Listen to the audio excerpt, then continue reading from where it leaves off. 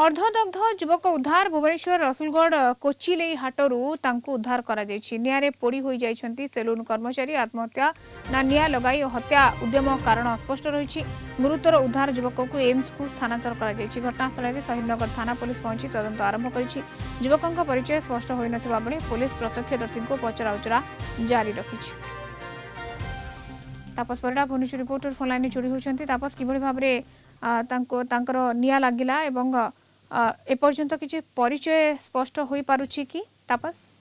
निहत भाव में मधुस्मिता शहीदनगर थाना अंतर्गत जो कोचिली हाट में एभली एक अघटन घटी जड़े युवक अर्धदग्ध अवस्था हाट मझिरे दौड़ुवा बेले स्थानीय लोक देखा पाई घटनाटी जो पुलिस पाखे पहुंची तुरंत शहीदनगर थानार पीसीआर टीम जाई संपृक्त युवक को उद्धार करथिला। संपृक्त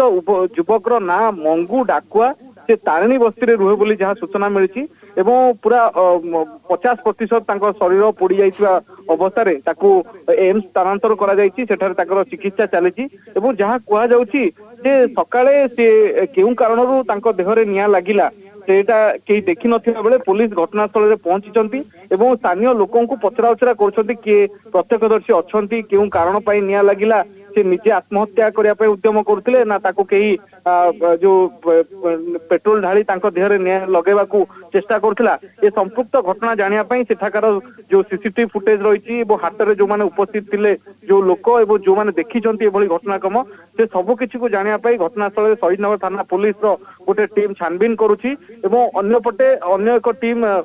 जो एम्स रे रहिछंती तांको परिवार लोकों को पचराउचरा करुछंती प्रकृत में से आत्महत्या उद्यम करुथिले ना तांको केही हत्या करने को उद्यम करा जाउथला घटना पछर कौन कारण होई थाई पारे निया लागिवा पछर तेणु सब किछि जानिया पई पुलिस मध्य तदंत करुछि जोरदार तदंत जारी रहिछि किंतु या भितरे 50% पोड़ी जाइछि এবং तांकर चिकित्सा जारी रहिछि जे आपण सूचना दउछन। धन्यवाद तापस सूचना पई भुवनेश्वर रिपोर्टर तापस परडा जोड़ी होइथिले।